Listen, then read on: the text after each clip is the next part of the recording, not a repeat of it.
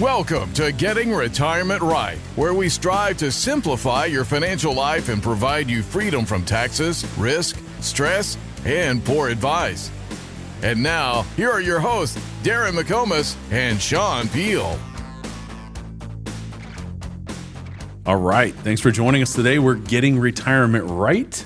Yeah, I'm Darren McComas. And I'm Sean Peel. Thanks so much for tuning in today. We're doing the whole video thing.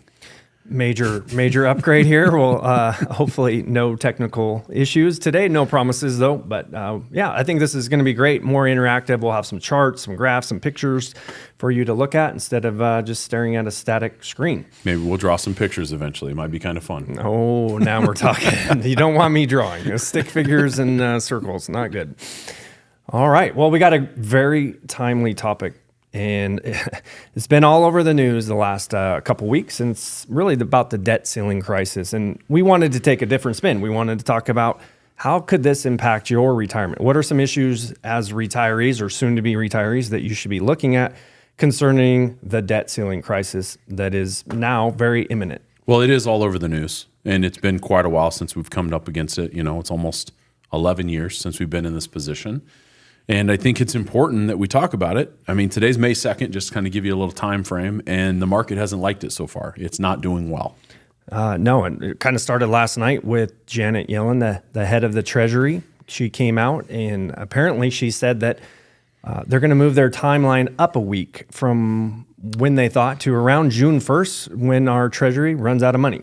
Oh, wonderful. And that's kind of a default on their ability to pay bonds? Is that how it works? Yeah, so think of the debt ceiling like your checking account, right? You have money coming in, you have checks going out, you have debit card payments going out, and how we run our households, you got to keep a positive balance in there. And when it gets to zero, there's going to be issues, and that is the main problem with our government, right? They get the revenues from taxes. Those tax receipts were a lot smaller than they were anticipating, and that's why they had to bump that timeline up a week. And there's only so much money coming in, and this is money owed for past budgets. It's not the newest budget they're proposing. This is for things that we already said we're going to pay for. Yeah, I think most of us have a tough time relating because the real world doesn't work like that. No, I wish we could run our households. Yeah, just turn on the money printers and change the debt amount that we can operate on, and just move on. But that's not how real world works for us and our clients. But that's our government. So here we are, definitely running into some issues on how the government is going to pay for all of these mandates, Social Security, Medicare, just to name a few. We kind of ran into this in 2011, for those that remember. I remember that. We have an advisor, Kyle, in our office. His dad worked for the federal government, got furloughed for a good month, got sent home, and that agency shut down. Well, there's been multiple times, as federal employees will tell you, that people have dipped into different accounts and tried different ways of getting creative, so to speak, and you're talking about extraordinary measures that the government takes. Yeah, it's disappointing, right? People have worked hard for that money. The national debt clock, we look at this monthly. I'm glad we don't look at it daily because it's very depressing. But now we're at almost $95,000 a person. Yeah, and it just keeps going up at a very fast pace. And we're running into an issue in $31 trillion. We're definitely hitting the ceiling. And now what's important about this is you're going to hear this term thrown out a lot. It's called the X date, X day. That is the day when the Treasury runs out of money. We're not real clear on what that day is. Yellen kind of hinted that it might be June 1st. Our analysts that we use, we're saying more like May 25th, May 26th. So it's hard to tell, but I know one thing. When we hit that date, that X date, it is going to be political, show. We're going to have fireworks. You mean it can get worse than what we've seen the last couple of years? Oh, wow. Yes. We haven't seen nothing yet. Just what we needed as a country is one more thing for the disagreement to take place. Yeah, so we're going to have a lot of name calling, finger pointing, a lot of blame thrown around. And DC is very splintered right now, and no one can agree on anything. And it's going to be an issue. And how long does this drag on where no one can get along and no one can meet in the middle? Then agencies have to start shutting down, and the government is going to furlough a lot of workers. And there's going to be some major ripples across not only our country, but probably globally too. Well, it's just unfortunate. And, we talk about having a plan all the time. And you got a plan for all the things you can see and have a plan for the things you can't. And you and the team at Abraham and Company are consistently talking about how important it is to have a plan. And my goodness, here's another situation where it's like, okay, what are you going to do when this happens? Or if this happens, what's the trickle-down effect? Mm-hmm. We always talk about being proactive. Mm-hmm. So if you have an advisor out there, what are they doing to be proactive to position your hard-earned money so it doesn't get caught up in a debt ceiling crisis like this? And if you're a do-it-yourselfer, what are you doing to prepare and make sure you kind of get through this event? We'll get through it eventually, but how much damage is going to be done, and what's the wake of that going to look like? And how we're working with our clients at Abraham and Company, we're looking at what are we invested in, where's some risks, what can we do to take those risks off the table, at least temporarily. We don't have a crystal ball, but we are doing everything that we can to see what's written on the walls and what's coming down the road to position our clients to protect their hard-earned money. Well, and if you're not aware of it, right, you are aware of it now, meaning our clients and different people out there listening to these episodes. Yeah, what plan do you have in place to address it? And or whoever you're working with, how are they being proactive? And if you ask them about the debt ceiling and maybe what the repercussions are or what it means, see what you get for an answer. Because boy, just look on the internet a little bit. There's answers all over the place. Absolutely. Well, let's talk about, okay, what are some of the ramifications? What are some of the consequences of us running out of money as far as the government goes? There are some things that are definitely going to happen. One, just like Kyle, our advisor, his dad got furloughed. I remember 2011, they shut down a lot of government agencies. You couldn't go get a fishing license. You couldn't go get, a driver's license, things like that. Those agencies were just closed. One thing they are hinting at, again, I don't have a crystal ball. These are not just absolutes, but one thing I've heard is the Social Security Department might get, affected and those payments delayed, right? Maybe temporarily. I don't know how long, what that impact would look like, but imagine people not getting their Social Security checks on time, right? That obviously is going to have some major consequences. Well, when you look at the amount of income that Social Security generates for most retired families, or you get Social Security disability, it starts to be a mess. And so again, having a plan to address this head on is incredibly important. And it's not necessarily that, maybe it is the existing payments that will be delayed. I can promise you this much, because it's already delayed, right? When you turn in paperwork. Wow. Just had a client last week say, hey, they're still 3 months behind schedule. Of course they are. Why would have they caught up? But then, you might be 4 or 5 months out. And so if you're going to retire at the end of the year, and then you're thinking, hey, we'll have money by February. No, you might not have money by June. Right. So if you're thinking about filing that paperwork, maybe you file it sooner than later.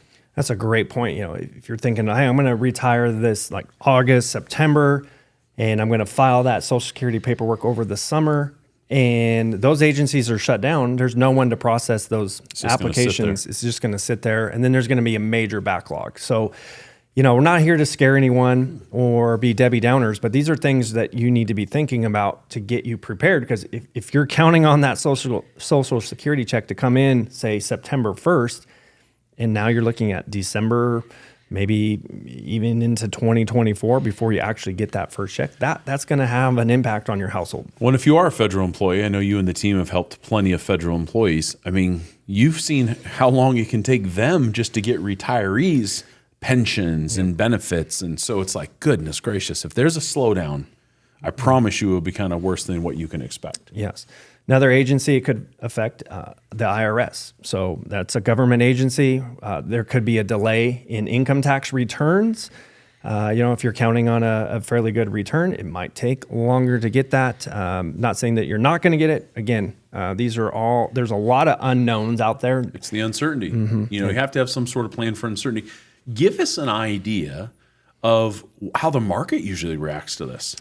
Because that's kind of where I think most people's heads go. You hit the word of the day, uncertainty. And the markets typically hate uncertainty.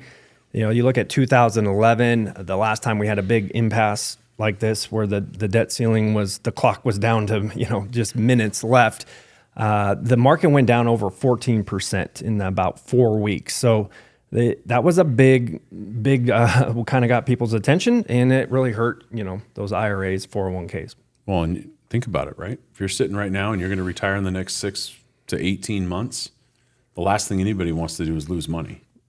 So a very proactive second opinion type of approach might be something you want to look into. Absolutely. Can't afford to lose it.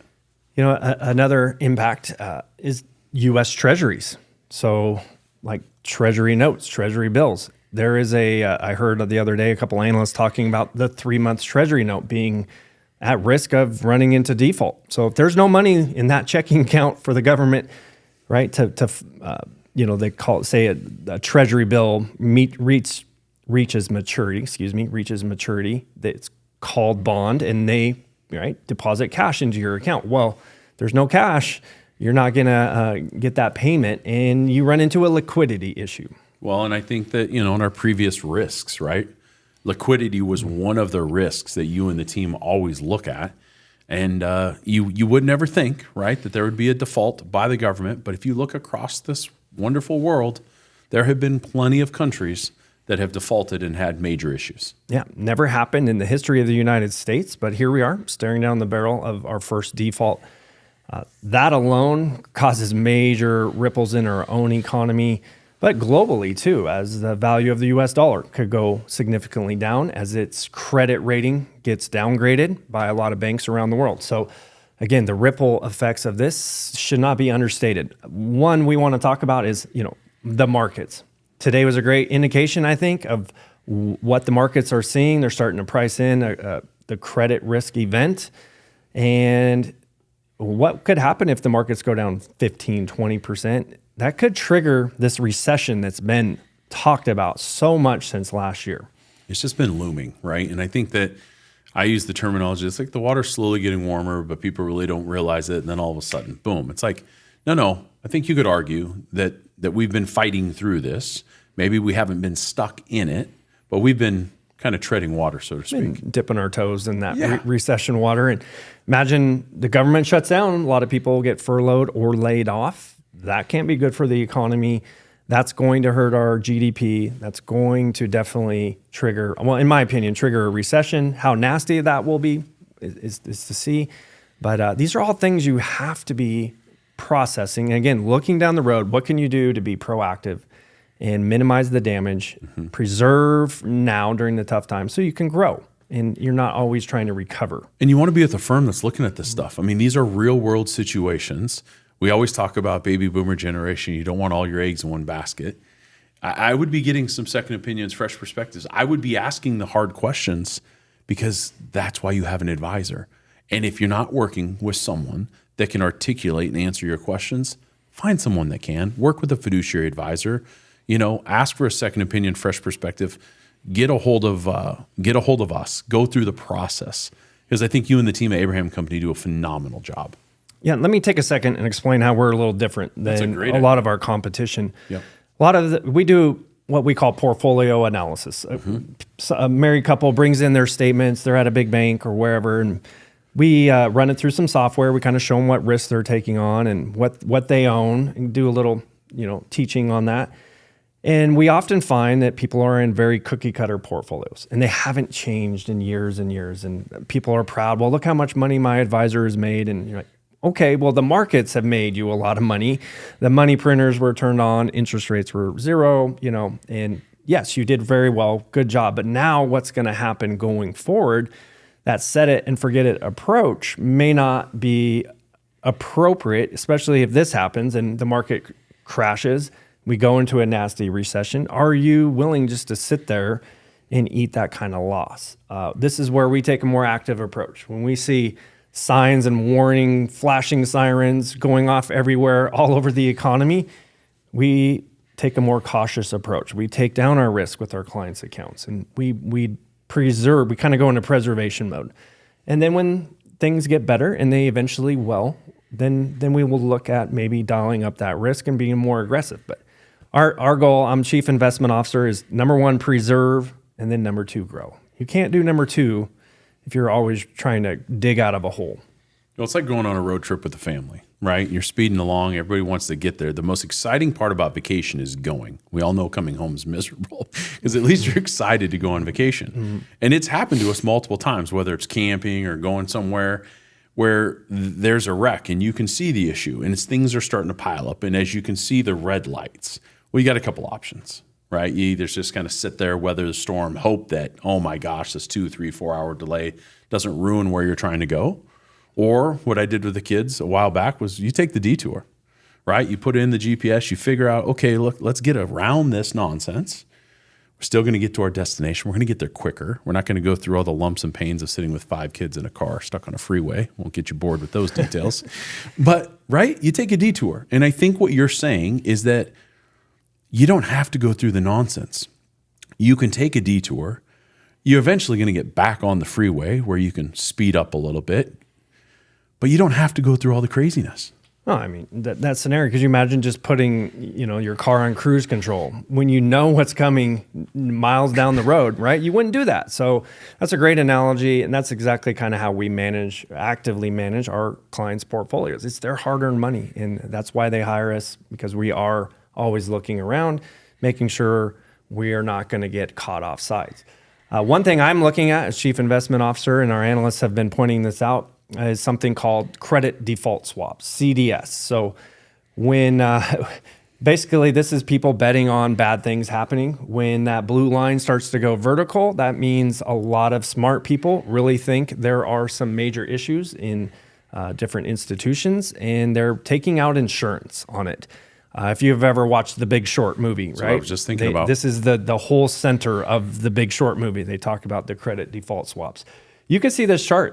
Just in 2023, that blue line has gone to the moon. It's above 40, and there is a very inverse correlation to this chart and what happens in the S&P 500, the stock market. Usually, when CDS goes up, the market tends to do the opposite and go down. Again, not giving investment advice, but this is one of those flashing sirens that we pay attention to. Might be one of the reasons to get off the freeway. Very well said. Okay, good. I like it. All right, so CDS, credit default swap. That's basically these institutions taking out insurance that some companies, even our government, could go into default mode. We think there's a major risk around commercial real estate, like a building like what we are in right today. Lots of tenants. There's a lot of commercial real estate properties around this country that after COVID hit, people stayed home and they're just working on Zoom. They're not showing up to the office. Those offices are empty now, and the people that own those office buildings are not collecting those rent checks. We have a massive institution that rents out almost one full floor of this building, and they have yet to return almost 80% of their workforce to one of the top floors. And what's interesting is they have no plan of bringing those people back. And talking to one of the leasing agents the other day, said, I can't tell you who they are, but I can tell you right now, they've been struggling to get out of this lease and find someone to take it over for the last couple of years. Yeah, no one wants to take that lease over. No. So imagine when that lease expires, that whole floor is probably going to sit empty for a time period. And the owners of this building, hopefully have enough cash to cover that and make their payment to the bank.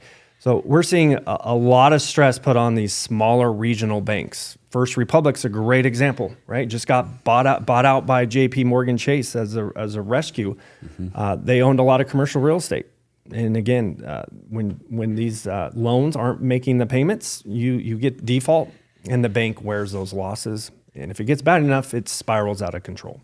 Well, I'm just thinking of something. We went through the pandemic, right? And you got to think to yourself, what changes have you made since the pandemic to make sure, it never happens again? Mm-mm. Well, I don't think we'll ever go through a pandemic. Well, it's not that we're going to go through that again.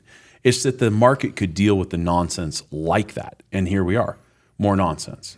So again, make sure that there's some sort of plan in place to not continue. Because the one thing we've learned about history has a way of repeating itself. And I say this a lot, but Americans don't learn from history. Mm-hmm. And you and I just did a seminar the other night. Say, okay, how much money are you comfortable losing if the market's going to crash next week and you have 500,000?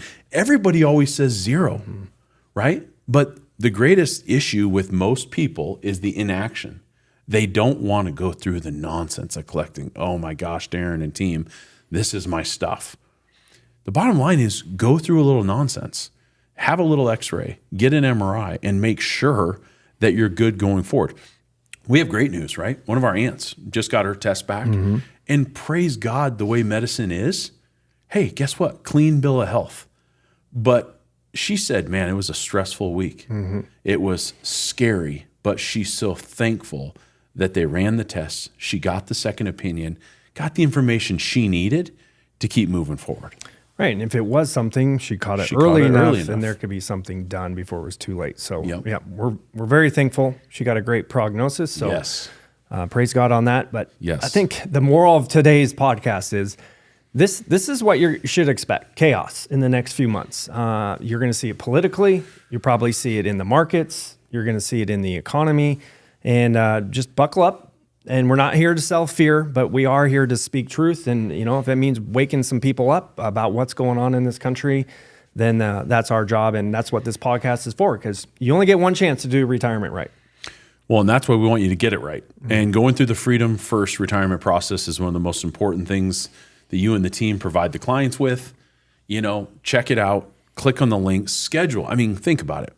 If a 15 or 20-minute consultation with Darren and the team could bring you, a little more credibility, maybe bring you some solutions you hadn't thought of, maybe just give you a different way of thinking about things, but yet it changed your whole trajectory for retirement, I think that's worth it. And that's how we've built our business the last few years, and people trust us. And again, this is complimentary. Doesn't require anything but a little bit of your time and effort. You're not obligated to work with us. We'll show you how you're invested, what you're invested in, what kind of risks you're taking, what kind of fees you're paying, what to expect if the market did crash. This is what it would look like to your portfolio. People are usually, wow, their eyes get really big when they see that number. I always say, right, in investments work in percentages, but retirement life works in dollars. And when you see the dollar amount that could be wiped out of your account by getting caught off sides in a credit event like this, people are usually, that wakes them up and they're willing to make a change. Well, a lot of people think, 10, 15%, I can handle that. Well, then when you realize it's hundreds of thousands of dollars, or maybe it is $100,000, you're going to have a second opinion on that. Absolutely. It's going to take you back. Completely free. No obligation, no cost. So if you go to abrahamco.com, there's a link on there where you can schedule an appointment with us. We'd love to talk with you, and we'll shoot it to you straight. We're getting to the end here of today's podcast, and we always like to throw this out. If you get a chance, we need more reviews. So if you are going through Apple Podcasts, there's a little video here. You got to scroll down, and there is a link that says write a review. Please click on that, rate us, give us an honest rating, hopefully a good one. Yes. And that helps get our podcast listed higher so we reach a wider audience. And that's the goal of this. We really are here to educate. Yeah, we're here to give great information. We're not the only source, and we know that, but the message that we have and what we're passionate about, it's important, and it's resonated with a lot of folks and helped a lot of families. So that's our goal. We're here to serve, and thanks so much for tuning in today. It's greatly appreciated. All right, expect some fireworks, and we look forward to seeing you on our next one. Thanks, guys. Thank you. Thank you for listening to Getting Retirement Right. Make sure you subscribe so you don't miss any future episodes. For more resources, or if you have any specific financial questions, contact us at abrahamco.com. That's abrahamco.com. The Getting Retirement Right podcast and related materials are provided for general information and entertainment purposes only and do not constitute accounting, investing, legal, tax, or professional advice. Visitors should not act upon the content or information found here without first seeking appropriate advice from an accountant, financial advisor, lawyer, or other qualified professional.